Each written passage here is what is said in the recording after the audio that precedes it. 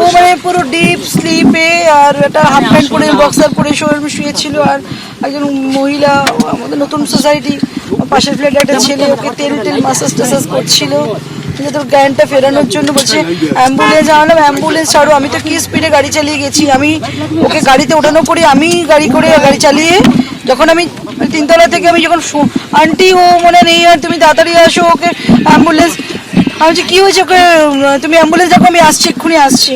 আমি তো লাফি পাগলের মতন দোতলা থেকে গাড়ির চাবি আর পার্সটা নিয়ে কি স্পিডে গেলাম। তখন উনি বললেন একজনকে তুমি যাও তো ম্যাডামের সাথে। আমি কারোর দিকে তাকাইনি, মানে কারোর দিকে না তাকিয়ে আমি সিঁড়ি দিয়ে নেমে রুমে ঢুকে চাবি নিয়ে আবার বেরিয়ে গাড়ি স্টার্ট করে আসলাম। বাড়িতে এসে অ্যাম্বুলেন্স কখন আসছে 15-20 মিনিট, ওইসব না করে গাড়িতে আবার সবাই ধরাধরি করে সিঁড়ি দিয়ে নামালো দোতলা থেকে।